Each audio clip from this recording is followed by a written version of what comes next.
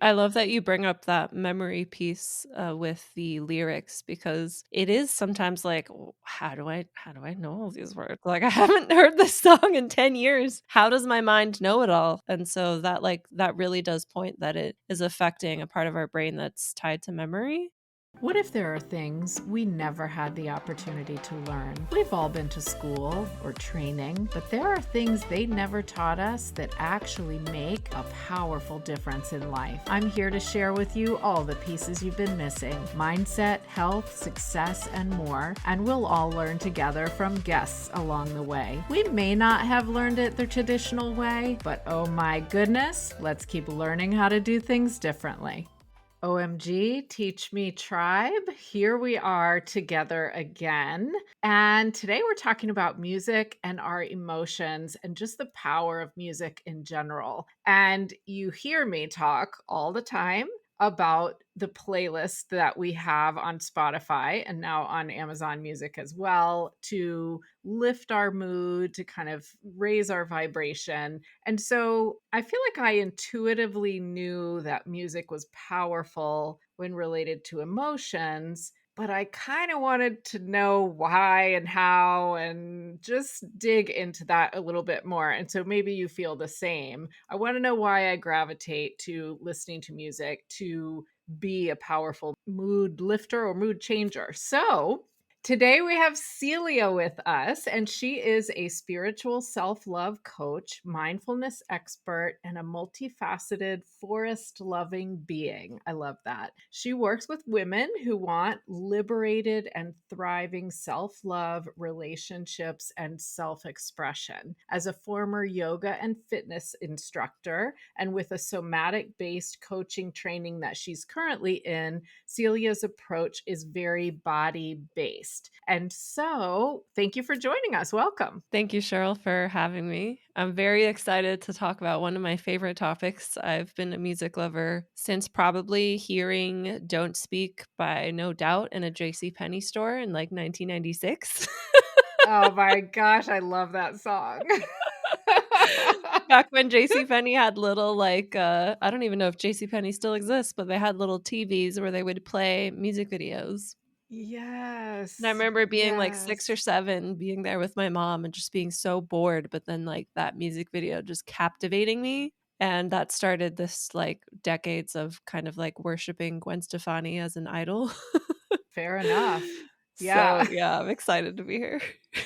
Well, awesome. I'm excited to have you for sure. And I can tell we're going to have fun already. See, listeners, already, you can tell we're going to have fun. Okay. So I always start by just kind of finding out people's stories. How did you get where you are? So you do some really fascinating coaching for women. And how did that end up coming about? Yeah, so I used to teach yoga and fitness classes. I was teaching bar and aerobics and meditation. And I did that for about 5 or 6 years. So that was kind of the beginning of what I'm doing now, but I didn't really fully realize that. And I was doing that on the side while I worked 9 to 5 jobs. But teaching yoga and fitness, that was kind of like, oh, I'm showing up and just being myself. I'm being me. And then the pandemic happened and I lost my job and I decided to start a business with design work because I studied fashion design. And luckily, those skills transferred over to graphic design. Like, I'm obsessed with all of the Adobe software stuff,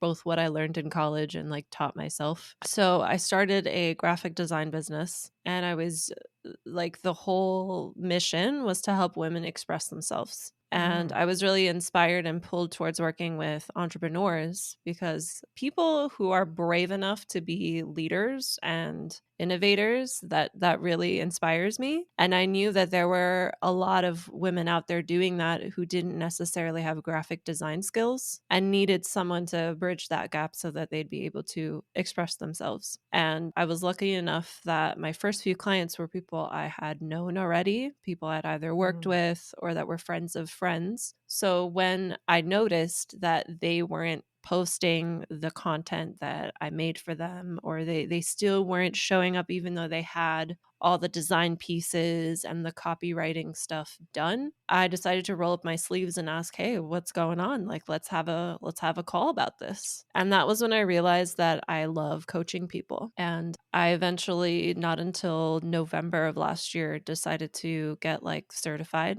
in it, Mm-hmm. because I used to listen to people online that were like, you can coach, anyone can coach, because it's not a regulated industry, True. and which is true, and which was great to give me the confidence to get started. But now that I'm in a coaching certification, I would argue that being certified is very important, because you're not teaching people to go through something you've gone through, you're holding space for them, which means you can support people even if you haven't gone through the same life experiences. Like, there's a difference between being an educator or a teacher or someone that gives tips versus someone that holds space and like reflects back what is coming up within you, both from what you're saying and your facial expression, your tone of voice. All those things matter. Yes. So yeah, so it kind of happened by accident. And also, when I started the graphic design, I knew in the back of my mind that this, like, the graphic design wasn't the end point. I knew that I wanted to do something that was related to how I felt when I was teaching yoga, where I was, helping people connect with their bodies. And it was, all about self love and connection. Like, there's like an intimacy with that kind of work. I just didn't know how I would do that. So I decided I'm just going to start with graphic design and like see where it goes. And I yeah. love it. You know what?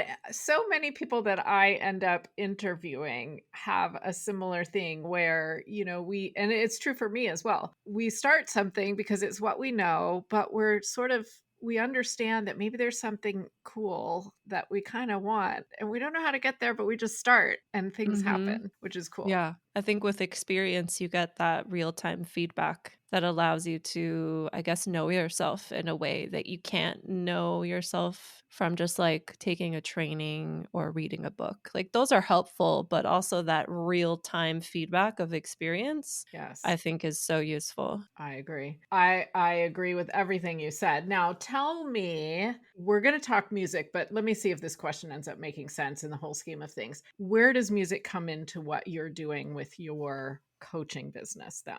I use music a lot when it comes to embodiment practices. And what I mean by an embodiment practice is making space for certain emotions to be expressed and to be felt. And since I work with women, typically what people who grow up socialized as women don't really have the space for are emotions like anger. We're Mm. we're kind of told, like, if you're going to be angry in public, you're going to be labeled as the B word. I'm not sure if I'm allowed to curse on this podcast. That word might be allowed anyway, but whatever, we got it. So I like to bring music in as a way to give that space to express emotions like anger. So with anger, I'll usually do something like with a lot of like tribal drumming, something that sounds very primal. I also, because I used to teach yoga, music was definitely like, when you're a yoga teacher, you kind of get trained to be a DJ in a sense, Interesting. because you're using music in the class. And so you have to be very intentional with choosing music that doesn't put people into their heads and keeps them dropped in. So from my training with that, it was, minimal lyrics, not too high of a BPM, because, you're relaxing and breathing. Right. So that still translates with my work now. Like, I'll use music to help ground people and to also express certain emotions. And that's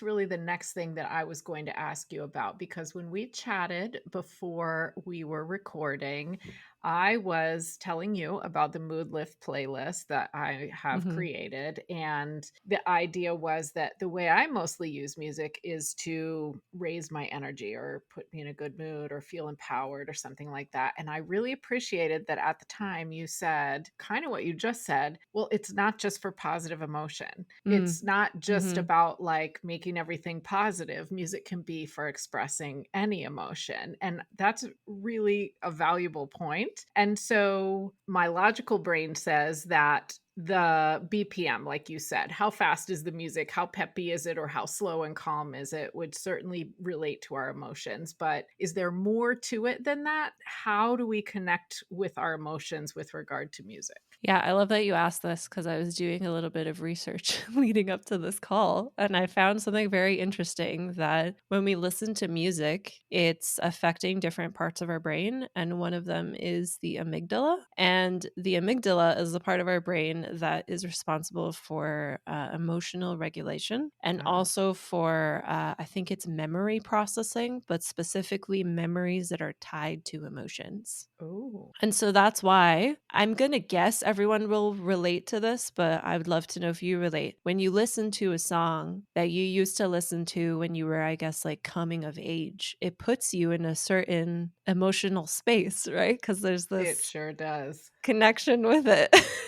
Yes, It's like absolutely. that emotional memory of like that first crush or the first kiss or, first day of high school or whatever it is that's Yep. tied to that emotion and that memory, and that's like embedded in the song for the rest of time until you listen to it. And that's probably why also some people, even as they're like in their senior years or maybe even in a nursing home, will like prefer to listen to certain artists because it reminds them of these their special Right. times of getting to see Led Zeppelin live or whatever it was.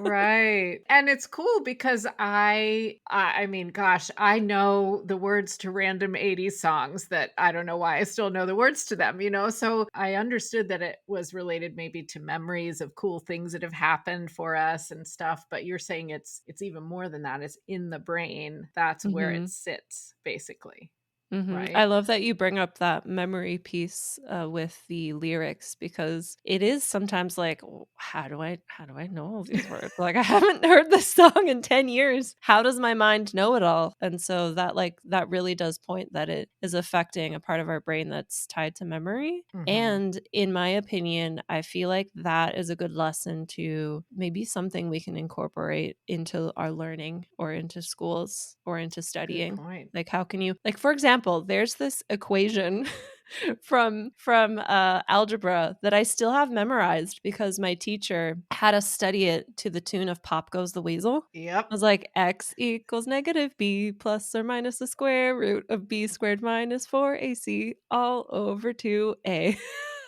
I don't know if you know, do you know that I used to be a math teacher? I don't Really? know if I said that. So I No, taught that. that's awesome. But So I then you love can that you just attest, said that. you can confirm that It equation is was correct? correct. Yes, it was correct. I think that's the point slope formula? Is that I don't It remember what it was it called. it is the quadratic formula. Quadratic formula. Yeah, that sounds right.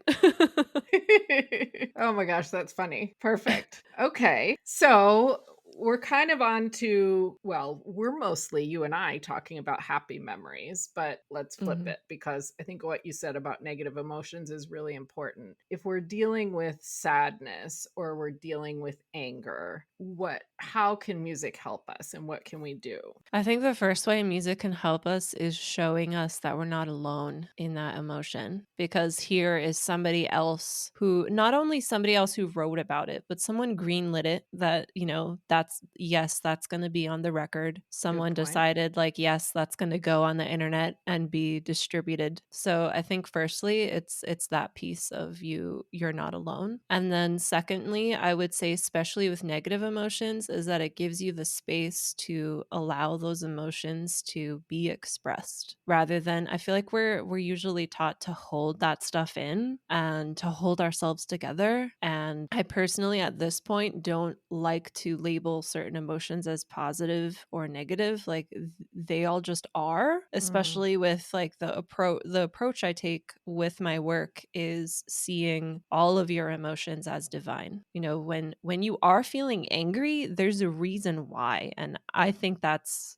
divine. Like there's usually with anger there's like a passion that it's pointing towards. So if you're angry that someone treated you some way at work, maybe you're very passionate about creating new practices for the workplace or something. That's just an example off the top of my head. Right. So, yeah, I think it's those 2 pieces, like, you're not alone, and it gives the space to express it, and when you can express it, you're not holding it in anymore. I think that releases a lot of energy because Yes. when you're going around, let's say it's like around the holidays, I usually experience emotions of depression. The holidays are a hard time for me, but I've noticed both with my personal experience and also with clients, when you pretend that you're happy, it takes a lot of energy to pretend because you're holding in whatever emotion is really there. But if you make Mm, space for the emotion that's really there, not only are you freeing up energy from not pretending, but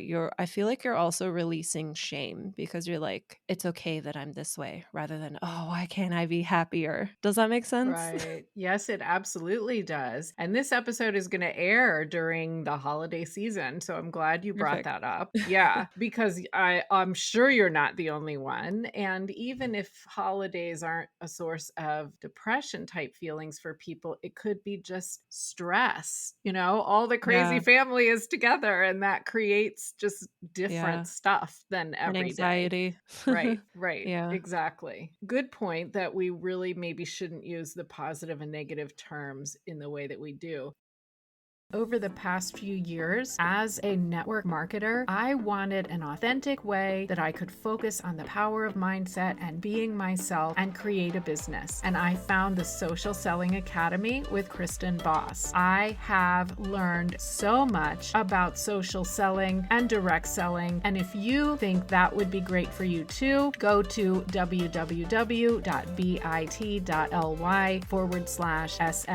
www.bit.ly/SSAOMG and grab your $100 off link there.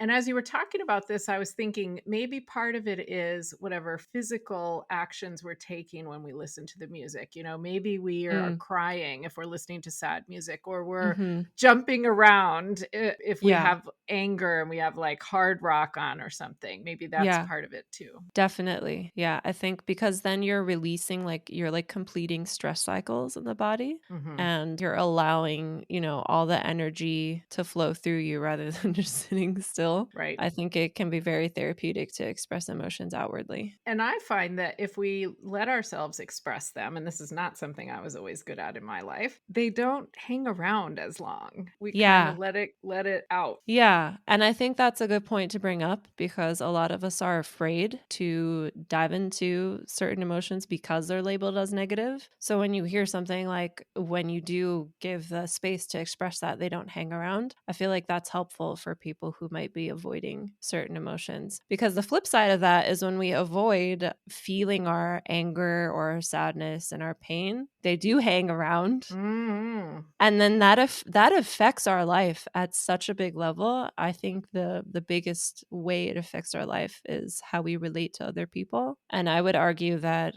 the way you relate to other people makes up your life, honestly, because how you're relating to others is probably how you relate to yourself, and what else is there in life besides that? The interrelationships within you and the way you're relating to other humans, what else is there? I mean, mic drop, basically. I agree. Okay, the episode is over. No, I'm just kidding. I think you're right. What else are we here for besides, well, I mean, I shouldn't ask that. No, we could go in a million directions with what are we here for, but we're here in a society where we're relating to ourselves and we're relating to other people. And if we're not doing that, I don't know what we're doing. So Mhm. I hear you. Yeah. Yeah. Okay, so we're talking about using music to express emotions, and we're both kind of agreeing with each other that maybe it helps emotions pass more quickly. But what's the goal when we're feeling an emotion? Is the goal to feel it? Is the goal to get over it? Is it both of those things? How would you answer that? I would say it's to feel it and as you feel it, this might sound weird, but as you feel an emotion, especially if you're allowing yourself to dive into it more deeply than you ever have, some new insight or perspective will most likely come through. Mm, Maybe you'll realize, oh, I'm feeling sad because I'm not really exercising or I'm on social media too much. And I would also say that another goal for emotions is to kind of identify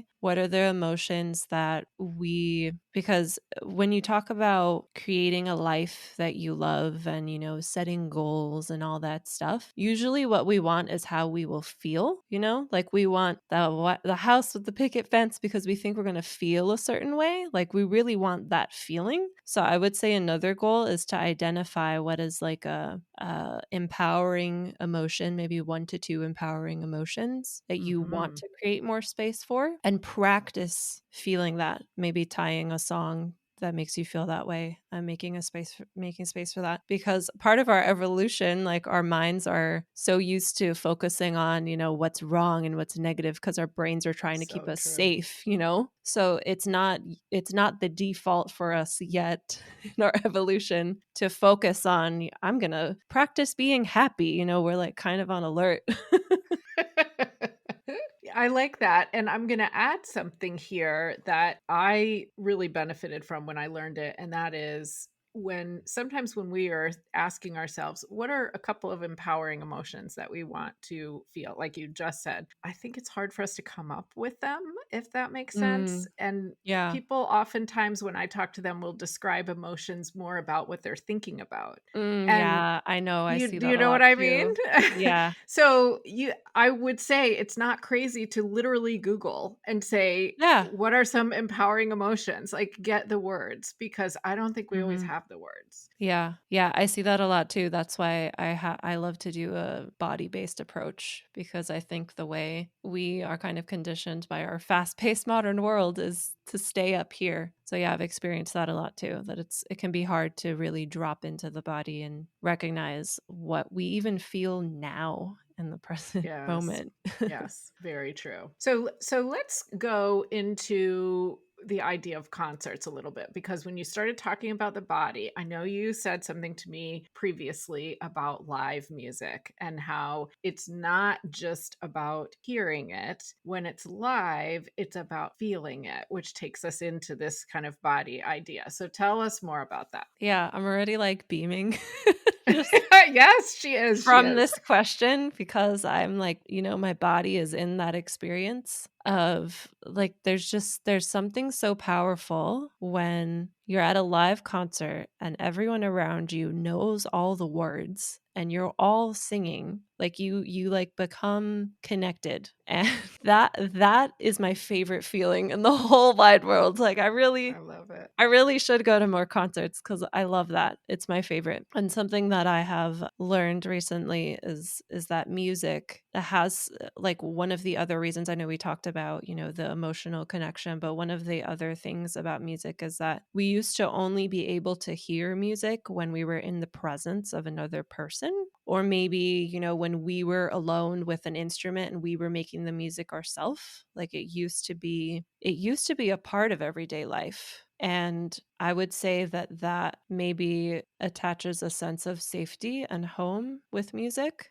And Hmm. it's only recently that we've been able to listen to music that's like recorded where we're not in the presence of the musicians. And yeah, I forget the question that you asked. That's okay. That's okay, because there's a few ways I can go from that. But so, what is it about live music that is different, or makes more of a difference? Is what I was originally asking. Yeah. I think what's different about live music is you can feel the vibration of all the Hmm. instruments. And you're usually, standing up and moving around rather than just, driving in your car or, being still and listening. You're more in the experience, I would say. That makes sense. Yeah. So we're kind of circling back to saying the physical movement is powerful. And then you make a good point about feeling the vibrations. I don't know that any of us really think about that, but Mhm. it reminds me of someone who's deaf, for example, can feel the vibrations of music, right? Yeah. Yeah. And so if we can hear it, we don't necessarily think about that, but it certainly is truly happening. Yeah, and there's something so magical about being again in a space where everyone's singing the songs, because you have this kind of like shared language. There are a lot of artists who have global tours and they have fans that don't even speak English, but their music is in English and they know all of the words. And so I feel like music is kind of like it can be like a universal way to connect. And I feel like it's the most effective way to get a message out to the masses because, like we said, with that memory piece in the Right. brain, like if something's catchy, it's stuck in the head. And when something's catchy, it's easy to remember it and sing along with it. And I think that's so beautiful about music that it can really transcend language. Yeah, you're reminding me when you're saying getting a message out of there were a few, I feel like, fundraiser type songs 20 some years ago that, of course, now I'm not going to be able to say. One was We Are the World, maybe. And then there was something else that I still would be able to sing to today if I heard them. But all these artists got together and they did this, and it was raising money for something. I don't remember what, but that was powerful. And that's kind of what you're saying, is getting a message out there that is kind of unifying for people. Yeah. Yeah, It powerful. it really heightens the message. That's why there's I mean, this might be off topic, but there's such a difference with a celebrity who's just an actor versus when they're a musician. Like their fame just kind of explodes and it's a little like, oh, it could be like too Hmm. much. Like it really like the microphone of like it just like reaches all the corners of the earth, whatever it is you're singing. And it's also so timeless. Like I mentioned Led Zeppelin earlier. They were around in what the late 60s, early 70s. It was kind of like their peak. And Hmm. they have fans that are like 15 now. Like they'll live on Absolutely. forever. Absolutely. And lots of these bands that were big in the 70s or the 80s or the 90s are out there doing concerts now. So clearly people want to go and Yeah. want to see them live too. Yeah, I was just at a concert on Friday, and this was a band that was popular in the late 90s, and the concert was sold out. Yeah, it's really fascinating. And like I said at the beginning, I feel like I knew music was powerful and I didn't really know why or how. I just kind of added it into my life because I knew that. So this has been helpful to talk about for sure. Now, before we wrap up, is there anything that we haven't really talked about that you would suggest to somebody listening to help them feel their emotions or help them use music as a tool? Yeah, I would say this is kind of like inspired by how I used to be when I was a teenager. I was very into rock music, and that was like it for me. And also inspired by, I just read, I don't know if there are any Dave Grohl fans, but I just read Dave Grohl's book, Storyteller. I'm sure there are some fans. And he was talking about, when Nirvana became very famous and a lot of their earlier fans thought they sold out. I would say not to limit yourself to a certain genre of music. Good And, point. when I was younger, it was like rock music is what's cool and everything else is lame. But it's like allow yourself that because we're all multifaceted. It's okay to love Led Zeppelin and Taylor Swift at the same time.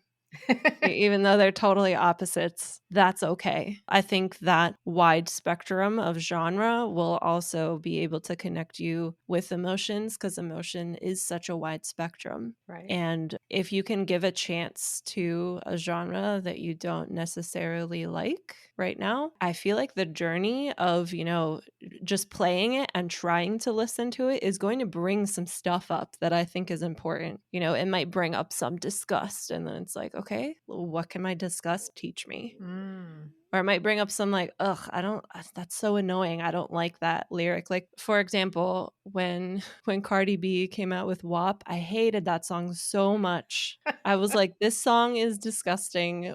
Who greenlit this? Like, what is this song? And that trigger was pivotal for me to look at, why does talking about certain parts of anatomy that I have make me feel gross? And that started a big journey for me connecting with my body in a deeper way. So yeah, that's what I would say is like don't limit yourself to one genre and allow yourself to explore certain genres and make space for whatever comes up. I really like that you said that for a couple of reasons. Certainly, the whole body confidence piece is a big one, and I'm sure that hit home for some people as you said that. And secondly, I'm sort of chuckling, and I'm going to throw myself under the bus to the country fans when I say this. I am not a fan of country. I just don't really like it, and I make fun of it. I'm sorry to say. However, One of the recent guests on the podcast, actually at this point, a few episodes back, added a country song to the mood lift list. And I'm like, hey, okay, I'm not censoring, add whatever you want. And that's what Yeah. she wanted. And so I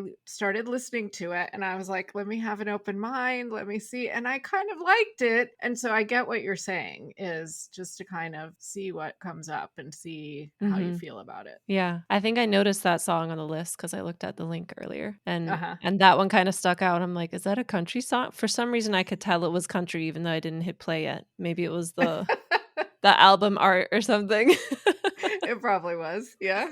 That's funny. But and for other people, they might only like country and they might not want to listen to some other type of thing. So I think Mhm. that's really interesting advice that we could all try for sure. Mhm. Okay, so how can people find you and connect with you or potentially work with you? Yeah, thank you for that. You can find me on Instagram. My handle is at selfexpressbabe. My website is just selfexpressbabe.com. And I don't know if my full name will be like visible, but you can look me up on Facebook as well. Perfect. And I'll put that in the show Yeah. notes for sure. So Yeah. it will. Awesome. Well, we can't forget this last thing, which is you get to add a song to the Yay. I was Mood Lift hoping. playlist. I was like, she asked Everybody me gets where to add a people can song. find me. Did we forget this song? Nope, I did not forget. Okay. So I Perfect. I love that we've talked about all different emotions. And that being said, maybe I'll have a different theme in the coming year and make a new playlist actually. We might dig into that, but this playlist is about raising your vibration, improving your mood, feeling good. And so what is your favorite song for that? I have the perfect song for it. So it's called Positive Energy, and then in parentheses it says affirmations. And it's Ooh, by an artist named Kevin Lee. It's spelled KVNLEE, all one word. okay. And he's an indie artist, so I'm glad to add an artist on here that isn't as well known because I really love this song. It really puts me in a good mood. I am super excited to add that, and I think people are going to love it. Check out the playlist, and I think that this will leave our listeners with lots of things to think about today, which is always a good thing. And maybe we'll appreciate the next concert that any of us go to even more. Yeah. And you could sing along and allow yourself to freely sing at the top of your lungs. Absolutely. Jump up and down, scream the words. Yeah, it's good. Yeah. All right. Well, cool. Thank you so much, Celia, for joining me today. This has been fun. Thank you, Cheryl. This was great. I hope you enjoyed today's episode. OMG, I would be so honored if you would take a moment, leave a rating, leave a review, or take a screenshot and share on your social media. Let's get this message out further into the world. Now it's time to head down to the show notes to see the resources I mentioned. We may not have learned this before, but it sure is powerful now.